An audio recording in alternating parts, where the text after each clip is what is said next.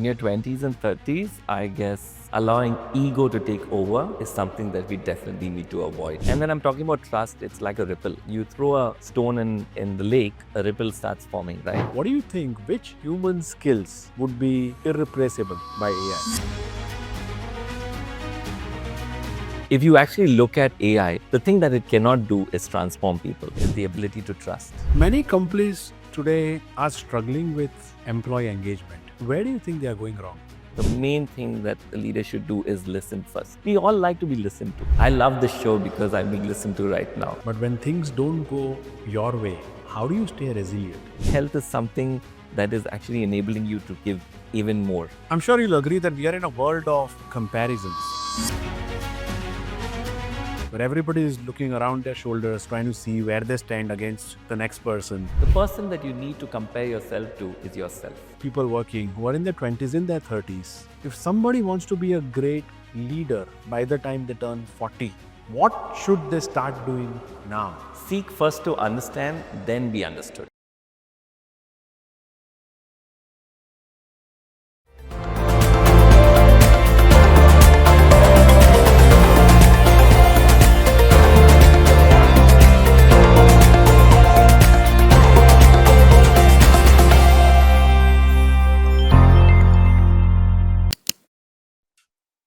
Ladies and gentlemen, welcome to yet another episode of the Sunny Shah Show. The core difference between an average career and a successful one is learning from failures. Today, we have a very special guest in our studio, a gentleman who's transformed hundreds of lives in India and across the globe. Someone who catalyzes growth, accelerates careers, and takes immense pride in doing so. Ladies and gentlemen, please welcome Dr. Elton Nathan. Thank you so much. Thank you so much, Sunny. It's such an honor to be here. First of all, you're such a dashing gentleman, okay? And you made such a wonderful environment for us to speak. And this makes me so comfortable to be here with you. And it's such an honor to be here, guys, with Sunny on his show. Elton, you've been kind enough, but I'm trying to catch up. With that being said, we wanted to have this conversation because I think the kind of experience you carry can inspire thousands of people watching us on this show today. And this is all about you. We want to learn more about you, and through your life experiences, extract inspiration and value for our audience. So shall we start? Of course, definitely, I'm on. Fantastic. So let's start from the very beginning. Before you became the Elton Nathan that the world knows today, can you start from how it all started? Tell us more about your childhood. Tell us more about your early life. You know, this might be actually the first time I'm ever speaking to this about it in public. And I'm glad I'm sharing this with you, Sunny. But if I actually have to go back to my childhood, when I was about 2 years old, I was actually brought up in a stable. And when I see stable, an actual stable, of course, there were no horses, but it was converted into a 2-room shack where my parents had hardships, but they worked really hard to ensure that they brought us up in the right way. They gave us all the joys in life. And the reason why I didn't bring it up before, it's not because I saw it as hardship, but because it was simple life and it was part of my life that I didn't really think about very often. And they gave us everything. They took us out for dinners at least 2 to 3 times in a week rather. And while we did go out, they brought us up in the best way. They gave us the best education and they gave us the best values. And the reason why I'm thinking about this right now is because when I look back in the past, it's always great to see where you came from. It's not what you are today. It's where you actually established yourself. And when you look about how grounded you were, you can definitely ensure that that becomes like a value for you to take on life. And so that's how my life began. And from there, I just started moving up. I had a vision. My parents gave me dreams, and I started working with those dreams. And as we progressed in life, I achieved them. And so I'm so happy, and I'm thankful to mom and dad. Uh, I'm sure you're watching this as well. I'm thankful to you all for bringing us up in the best way possible. We are three brothers, and we all three are very grateful for what we have today. Wonderful. So from those early days, what transformed you to come to a stage where you said, okay, I want to be playing a role of catalyzing hundreds of careers. I want to make sure that I play a role in around people leadership and human resources. What was that in early day inspiration that got you there?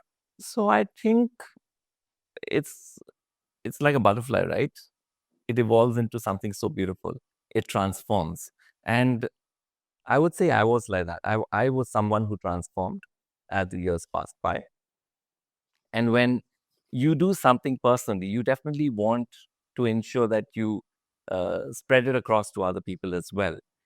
When you keep something to yourself, there's a term that's called selfish. And I've always been brought up saying that don't be selfish, share what you have. Yeah. And the more I share, I realize that the more I get. And so I've always engaged in telling people everything that I have, sharing what I have, the knowledge that I have. Everything is all being given out. And the more I've done that, I guess I've transformed people over the years. And I guess this is the biggest transformation for me, to help other people transform. Wonderful. I've gone through your illustrious career, and from what I look at it, right, almost 3 decades of experience that you had in your work life, a large majority of that have been into leadership roles. My next question is around leadership. There are two aspects of leaders, if I were to bucket them, right? One is a bucket where you have leaders that are authoritative in nature, and then you have a bucket where you have leaders that are influential. Yes. What's your style, and why do you think that works? If I have to put this in a nutshell, I would say realization actually gave me the experience. Yeah. And experience gave me the realization as well, vice versa. When I say experience, I got my leadership role when I was in my 30s, in my early 30s. I thought you still are, aren't you? Thank you so much. I really appreciate that compliment. But I actually turned 50 this year. Right. And yeah, I'm so proud of it, because my wife and I both are 50, and we don't feel it at all. I always say I think like Gen X, okay? I act like Gen Y, and I do things on and off as the new gen as well. So yeah. So when I think about my leadership role, I got in when I was in my early 30s. And during this time is when I set standards. And at that moment of time, I would say I did learn it the hard way. It was not very easy, because when you get leadership into you, you want everything to be perfect. And so you do things to ensure that everything is in order. You follow the process, you follow the rules, you follow the regulations, there's no deviations. And so you want everything to be perfect. And so that kind of actually starts off with the authority that you get. But as you move on in life, you realize that that may not work in the best way, because you're dealing with different people, with different paradigms, with different perspectives of different people in life. And so I had to change that completely. I had definitely great mentors in my life, and they gave me a lot of advice, and I was quick to adapt. I took the advice, and I started adapting it in my leadership style. And I learned something called as situational leadership. And situational leadership is something which helped me especially to deal with different people differently. Right. You can't have the same rule for everyone. So there may be a process. I'm not saying that you deviate it, but do it in the way that the person feels comfortable. True. And so you influence them rather than show your authority. So leading with influence is something I definitely say was something that helped me bring out my situation leadership in life. That's brilliant.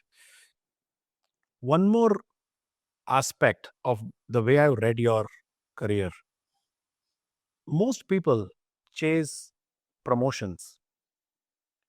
I think the way I look at it from an outside-in perspective, you chose impact. Why is that the case?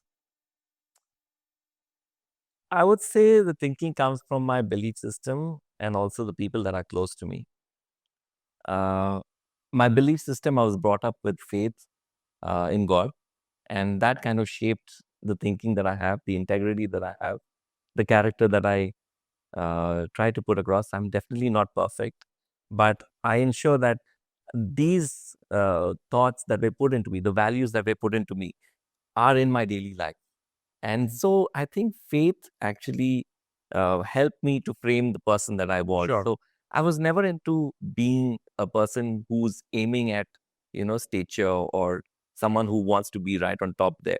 And if you take examples from the Bible as well, you see people who were leaders, okay, who were grounded. And that is an inspiration to us. And even though they were grounded, they were still up there. And so even if we adapt that in our own life, you don't need to show your authority. You can ensure that you can be the person that you are, a leader, but by being grounded. That being one. The other thing is the people that are around me. And I would definitely like to say my wife is one that actually shaped a lot of my thoughts as well. Someone who I really look up to for the dedication that she has, for the integrity that she keeps in everything that she does. And even at 50, she just before she turned 50, she basically wanted to be in an ICN, which is the Compete Naturally a bodybuilding championship. And she's a bodybuilder. And she won 6 medals this year for being a great bodybuilder. Now, to be in that place, you definitely have to have a lot of dedication. Yep. And so learning from her dedication, I feel that you don't need to chase something like a promotion to actually, influence you or to make sure that you get motivated. Just go after dedication. Just go after integrity. Just go after character. That is what will shape you in everything that you do. It's wonderful. In your career, you have helped hundreds of people. Now, as you look at this, you would have a lot of people that are in their 20s and 30s working for you or would have worked for you. I have a question around that. What do you think are the biggest mistakes people make in their 20s and 30s, which, as a wise man, you would like to suggest a course correction so that in future, maybe people don't make those mistakes? In your 20s and 30s, I guess allowing ego to take over is something that we definitely need to avoid. Many people have ego showing up in their life because when you get authority, you definitely are at a position. And if you do not know how to use that position, you definitely will lose people. That's why they say, many people say that, it gets lonely at the top. It gets lonely on the top only because you have ego. But if you do not have ego, you can ensure that you have people around you, people who love you. Look at Abdul Kalam for that matter. Yeah. Okay. What a gentleman, a person who was right on top, but had great, immense amount of humility within him.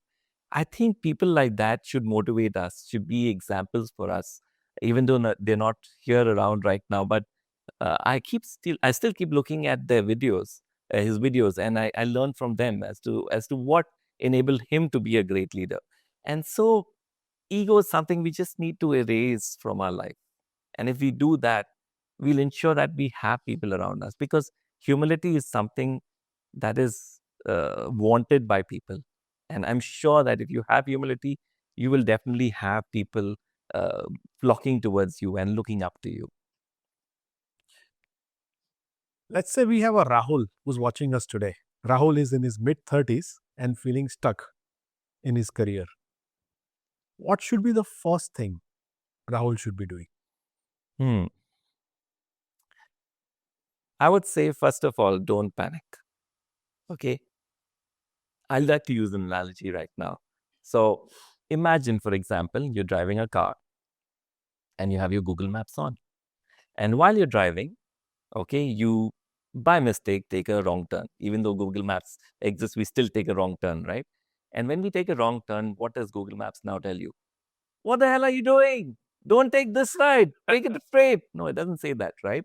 What it does is it says rerouting your direction.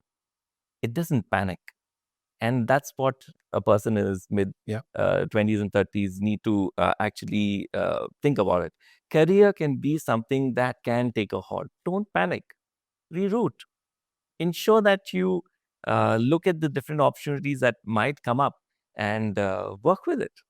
Because the key is adaptability. And the more you adapt to the surroundings that you have, because life is inevitable. We don't know where we are going right after this very meeting.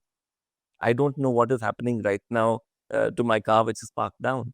And when I drive out from here, I don't know what's going to be happening to me. So man cannot direct his own footsteps, right? And I'm sure that if we ensure that we adapt to the situation, we'll be able to succeed in a better way. Nicely said. So I hope a lot of Rahuls watching us today would take this inspiration. Because this is something that happens every day. It can happen with any one of us, right? And I think learning from you can add value to how we approach. While Thank you. Circumstances are not in our hands, how we react to them, how we respond to them is certainly is. So good point there. Another question around your observations. Working with hundreds of people, by this time, you would have realized that you would have a very good eye for picking the diamonds. You would know that these people outclass everybody else. And I'm talking about that 1% top performers in any role. What do you think, based on your experience, what differentiates that mass from everybody else? Lovely question. And if I have to think about it, one I've already mentioned, one point I've already mentioned, but I can think of 3 points: integrity, continuous learning, and ownership. If you have integrity, you have character. When you continuously learn, you'll ensure that you learn new things and you can do things that many other people don't do. Upskilling is the key. And third thing is ownership. When you're given something, ensure that you complete it. Take the responsibility, the complete responsibility to ensure that you do it. And even if something is not being given to you, ensure that you learn something to take up a new job. Because of the learning that you have, the continuous learning culture that you have inbuilt within you, you'll ensure that you learn more things and you need to apply it somewhere. So you can take ownership and ensure that you do it. So definitely I would say integrity, constant learning, and ownership.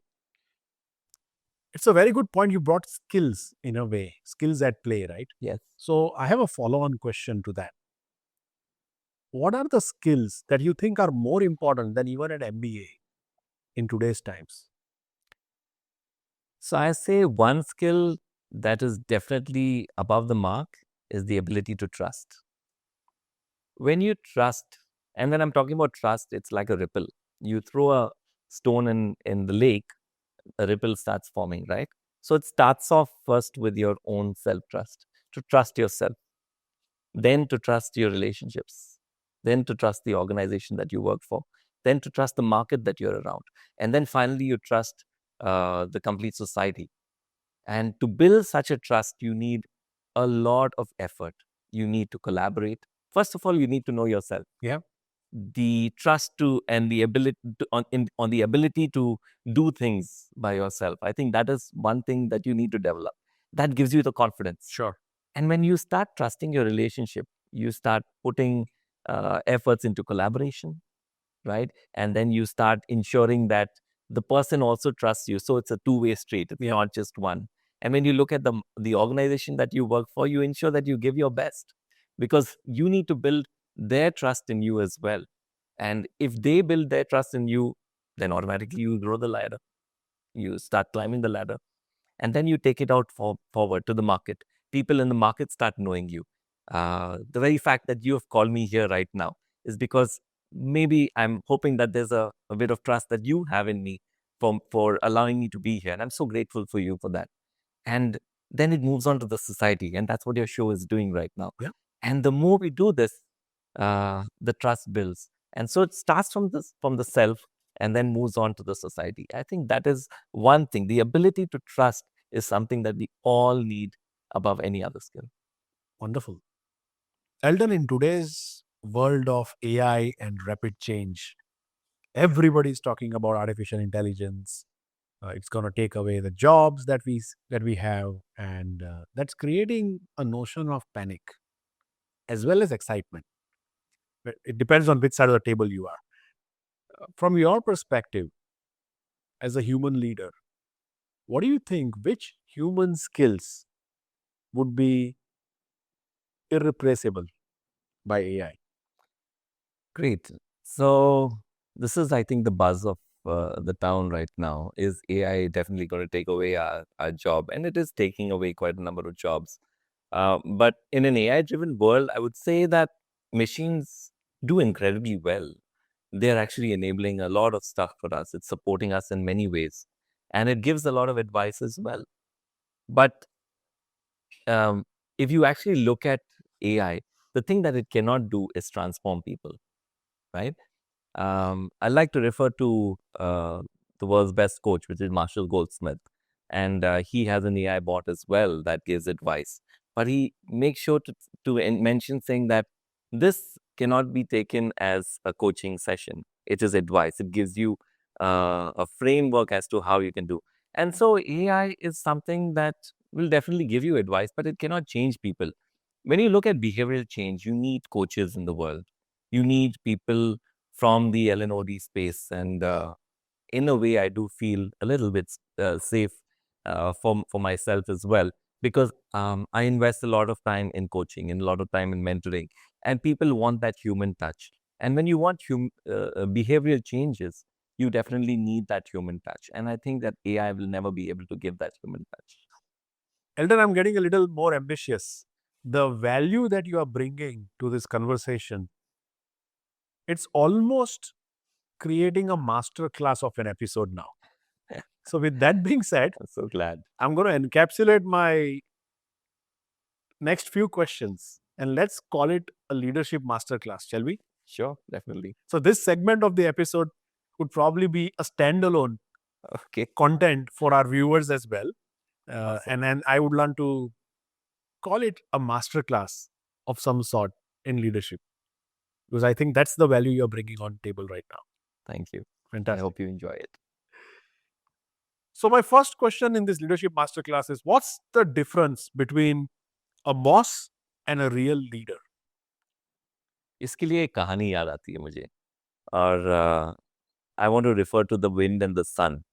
Okay, and when we think about the wind and the sun, दोनों competition है दोनों के बीच में, और ये लोग सोचते हैं कि who is more powerful. Okay, and wind says मैं powerful हूँ, धूप बोलती है नहीं मैं powerful हूँ. तो बोलते हैं कि ठीक है चलो, let's have a kind of competition between us. And we see that man walking there. उसके ऊपर एक कोट है. I am going to ensure that he's going to remove that coat. So the sun says, okay, let's do it. So wind immediately starts blowing. Okay. And this guy is definitely feeling the wind. And so वो jacket को लेके उसको और fight कर देता है क्योंकि ठंडा हो रहा है ना. So he starts, squeezing his coat a little more into him. And he keeps blowing and he keeps blowing. And फिर भी मतलब the man is going on holding his coat tight. He doesn't let go. फिर धूप बोलती है कि अभी मेरी बारी है. और वो बोलता है कि like, okay, let me now show my strength. And he just does very softly, just blows a little heat on that. And this person starts perspiring first. पसीना निकलना पड़ता है. And then he says, okay, I'm feeling too hot. और वो jacket उतारता है. तो कौन जीतता है? The heat. The धूप, right? The heat. So the sun wins this competition. Now, what I'm trying to get here is that a boss can use a lot of pressure, can use a lot of push. But what can it create? The person just pulling the jacket back onto him. The sun teaches us so much of things. That warmth which you can give the person can make the person do things. And When you just show that little warmth to a person who's working with you, they will automatically adhere to what you want. And so it's not about pressure. It's not about force over all the people. Leadership is more about warmth. It's about empathy. The more empathetic leaders exist, the better it is for everyone. We have an example in Tata itself. We have an example in our own chairman, Dr. 𝗵𝗲 Reddy. Very empathetic people. And that empathy spreads on to people and makes people want to give their best. Very inspiring story. That's a very good way of narrating what you meant. My next question is, what does trust-based relationship or leadership truly mean in an organization? I spoke about this earlier as well on trust. And a great example that comes to my mind that I also use in my leadership classes is the one that comes from Toyota. Now, Toyota, in many factories, the employee has access to what's called an Anden cord, okay? Which means that if they notice a defect that's maybe propping up or if it's coming up, they can immediately pull the cord and stop production. That's the amount of trust that Toyota gives to an employee who may have just joined the organization. No hierarchy to be followed, just pull the cord. Now, what does that trust do? If we look at what this organization is doing, basically it is making sure that they give the empowerment to that person to take the right decision. Because if that does not happen, it can lead to $1 million loss for the organization. So they trust that person to ensure that they give. So every organization, if they only trust their employees to do their best, not micromanage. People don't like micromanage. If you talk about the new generation, right now, they do not like micromanagement. And the more trust and empowerment you give them, the ownership that you give them, they'll be able to ensure that they give their best as well to whatever they're doing. It naturally brings in that responsibility in them. Absolutely. And that ownership. Absolutely. That's what we are looking at. Many companies today are struggling with employee engagement. Where do you think they are going wrong? I prefer to look at it as employee engagement, basically. And it's something that I don't see as people are doing wrong, but I like to think of it as what are they doing that can motivate people in the organization. So how are we motivating people in an organization? You may have heard about the experiment about the two monkeys in the cage. Now, when we look at that, that experiment, two monkeys are placed in two different cages. Both can see each other. And as soon as they do a work, their task is to ensure that they give something back to the experiment holder. And every time they do that, they get a reward. And so a slice of cucumber is given to each of the monkey. Now, this happens for a couple of days and the monkeys accept it. They keep taking the cucumber. After a couple of days, the experiment now changes. And then they say that, okay, fine. This time, let's give him a cucumber for the same task and this one, a grape. Now, the grape is something more acceptable to the monkey, right? Because it's more tasty, right? We all love grapes better than cucumbers. So that's what the experiment goes on and does. It gives the one monkey the cucumber and the other monkey the grape. And immediately, the one with the cucumber flings it back with anger. It says that, and he starts screaming. You know how monkeys act when they're angry, right? Shows its complete 32 and starts screaming in the cage and jumping around and stuff like that way. Now, when he gives a grape to the first monkey now, it then accepts everything. Now, when we look at this, what does this experiment show us? It shows us that everyone wants equal rights. Everyone wants the same thing. You cannot be giving one person something and the other person another thing. So equality is something that we've all been brought up with. Yeah. Right? It's a fundamental right even in our own, country. And so if you want to ensure that your employees are happy, ensure that you have equality in the organization. Make sure that they're all engaged. We don't engage only a particular segment of people or focus only on certain people.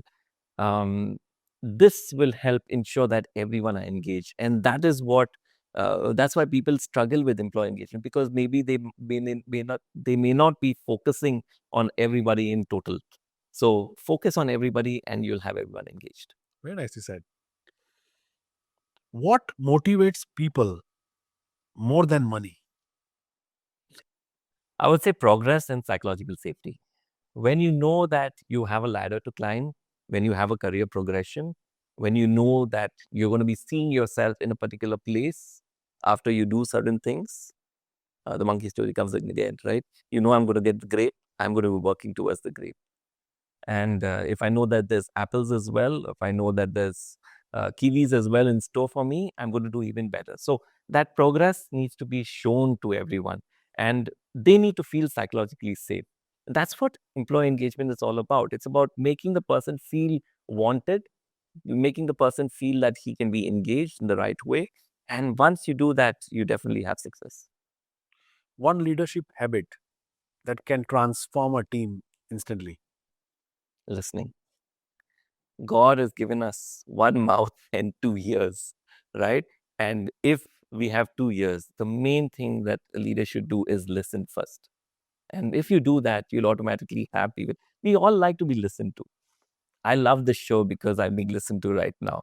And I love it that, I'm having the opportunity to speak. And that's the reason why I've chosen this career as well, because it enables me to give people the information that I have. But at the same time, I ensure that when I have a participant, especially in my room, who I'm transforming and has something to say, I have all my ears towards that person. Because when you listen to that person will want to be there. If I'm only going to be having a monologue in my classroom, people are going to be walking out or maybe taking out their phones and then using it. So I need to ensure that I have them engaged. I need to have them listening to me as well as vice versa. And that's something which I definitely believe every leader should have. Wonderful. So I think this nugget size leadership masterclass would certainly help a lot of people out there.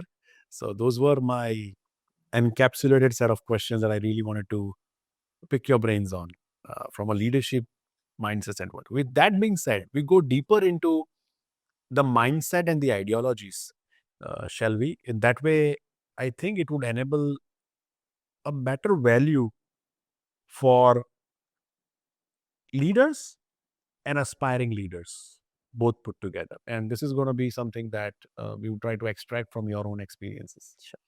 So my first question in the mindset section, if you were to call it that way, is what is the leadership or what is the biggest failure in your own life that taught you the biggest lesson?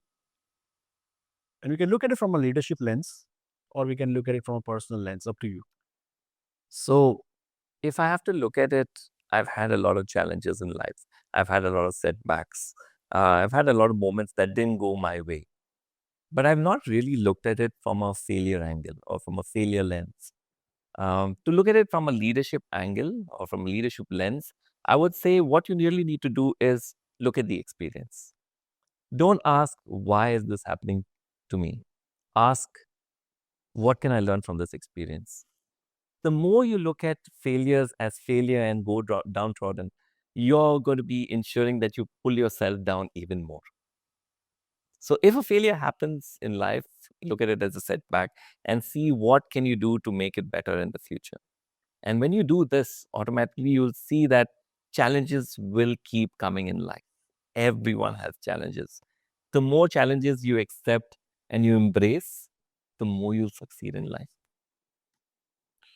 Easier said than done. But when things don't go your way, how do you stay resilient? So when things don't go my way, I would say that I look at resilience from 6 lenses of resilience. And that is vision, composure, reasoning, tenacity, collaboration, and mainly health. Okay. When you have vision, basically, it reminds you of the bigger purpose in life, right? And so you have something to aim towards. Tenacity will keep making you moving forward. and it'll not let progress go slow. And when you look at composure, you learn to be calm. You learn to deal with the difficult moments. When you look at reasoning, it helps you to actually put your thoughts into it. Your brain is now acting in the right way. But I think one area which people don't look at tenacity is through the lens of health. And that's why I said the six lenses of of resilience also includes health. When you take care of your health, when you ensure that you do at least 4 times a week, 30 minutes a day exercise that is required by every person, you will ensure that your mind is automatically developing resilience. Yeah. And the more you focus on life and treat it in the way that it needs to be respected, you'll see that health is something that is actually enabling you to give even more. I love the way that you mentioned that I look 30 at the moment. While I take that as a compliment and definitely it's something which I really look up to, I truly believe that because I don't feel 50. I'm turning 50 this year, but I don't feel 50. I still feel 30. And that is because I am enabling myself to take care of my body, to take care of my soul, to take care of my mind, to take care of everything that's within me, to give my best on the outside. So take care of yourself inside, and automatically you take care of yourself outside.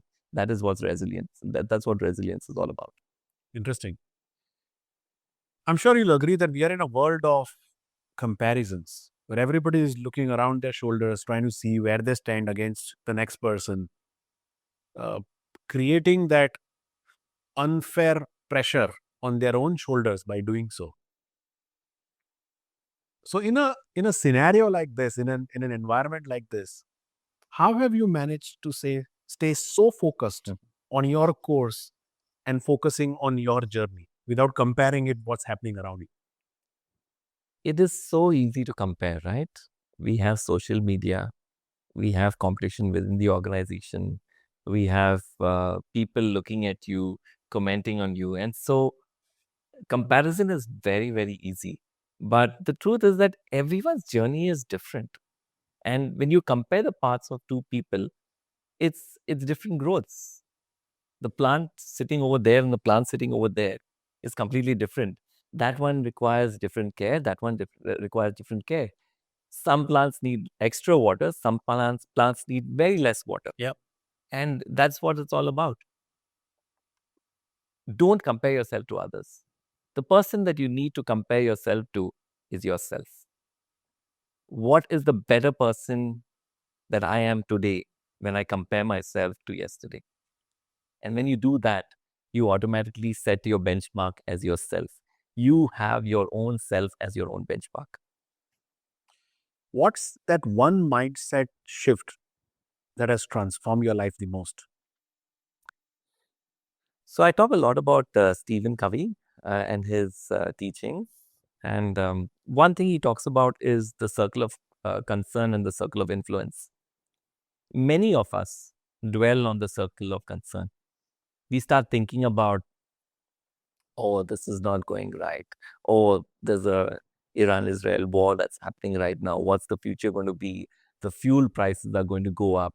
Or we're going to be talking about, oh, that person is, comparisons, competition. We keep thinking about that. And we're always thinking about the concerns in life. Rather than thinking of the concerns, I would say think about the influence that you can have, the circle of influence. And when you focus on the larger circle, okay, you start thinking. So if for example, you have a concern of the war that's happening and that the fuel prices are going up, start taking the metro right now. That's in your influence, right? Or start saving a little bit more because you feel that the economy might drop. Do something that can help you overcome that concern. True. And likewise, if you feel that, okay, if I know my parents, they have diabetes and they have cancer, so I have greater chances of getting that. That's my circle of concern. I keep dwelling on that. Rather than that, I start focusing on what can I do so that I don't get that. If they have diabetes and I need to take care of my health, stop eating sweets. And, start creating your circle of influence on what you can do better. And as you focus on that, that circle of influence starts getting bigger. and then you enjoy life in a much better way. So don't focus on the circle of concern. Circle of influence is much more important. That's the mind shift that we need to actually look at. Carry your own weather. Wonderful. I'm going to ask a few macro questions now, Okay. which impacts everybody at workplace. My first question is around AI. With this new world of technology disruption that all of us are a party to and all of us are consumers to, how do you think AI will transform the workplaces over the next 10 years? I think it's already happening right now. And AI is changing how we work. But it will never change why we work. So AI will know how to change work now and in the future, but AI will never change why we work. And when we say this, it can help us in data, it can help us in analysis, in routine decisions that we take, but it will never teach us leadership on how to be the great leader, how to be the empathetic leader, how to be the situational leader. And all of this comes by inspiring people. AI will never inspire people. It is you that will be able to inspire people. The future leaders, the current leaders, they are the ones that can build trust. They are the ones that can guide change. So AI will change things, but not why of our work. Very interesting. We go back to that segment of people working who are in their 20s, in their 30s. If somebody wants to be a great leader by the time they turn 40, what should they start doing now? I would say don't rely on your own understanding. Yes, every generation is different. Every generation learns the way it wants to. But I would say that you need to seek mentors. The more you seek guidance, the better person it will make you. And I feel that we as people, no matter how old we are, we still look up to our mentors. We still look at people to ask for advice. I'm waiting to ask Sunny right now, how did he get into podcasting so fabulously so that I can actually learn how to be maybe a podcast, host someday. And there's always a scope of learning. So no matter what you are learning, no matter who you are, you can definitely be a better person, and guidance is what will help you. Very nice. With that, we move on to the last segment of this episode. We Okay. call it the rapid fire. All right. I'll throw questions at you, literally throw them, and try to answer them in a maximum of a single sentence. Sure. You ready for it? Perfect. Let's hit it. Fantastic. A book that changed your life. Personally, the Bible. Professionally, The 7 Habits of Highly Effective People by Stephen Covey. Best leadership advice you ever received. Seek first to understand, then be understood. One habit every successful person has. Consistency. One belief that changed over time. I would say that it is that leaders have all the answers. Leaders don't have all the answers. Leaders have the best questions. And one word, according to you, that defines leadership. Influence. Wonderful. That was easy. So as we reflect upon the last few minutes to an hour that we've spent together, I think you've actually taken me in a time capsule where I was able to visualize different aspects of my own career. I was able to visualize different interactions that I've had with people and look at them through the lenses that you provided. I thought this episode would be more about extracting value from you as a people leader. I think what we've done in this journey is extract value from you as a very good human being that you are. Thank you so much. And that has added a true dimension, which I wasn't seeking when we started talking. And I truly mean it. Your simplicity, your humble approach to every situation, your awareness about psychology of people, your awareness about being a hustler, despite of the fact Doesn't matter what life throws at you, you will keep hustling. And most importantly, your intent of sharing your ideology, of sharing your experience with numerous people speaks loudly about the person that you are. And I'm very proud that this conversation happened today on the Sunny Shah Show. Thank you so much. With that being said, really thankful to you for spending this time with us. I'm sure the audience would have extracted a lot of value from this conversation. And we are very pleased to have you on the show today. Thank you so much. Thank you so much, Sunny. It's been an absolute pleasure being here. And thank you so much for having me on the show. I really enjoyed being here. Wonderful. So, ladies and gentlemen, Dr.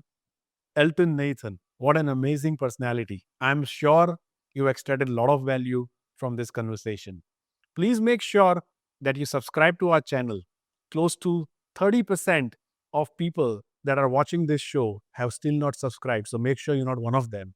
And subscribe to the channel so that we are able to bring more such meaningful conversations to your screen. Thank you so much. This is me signing off.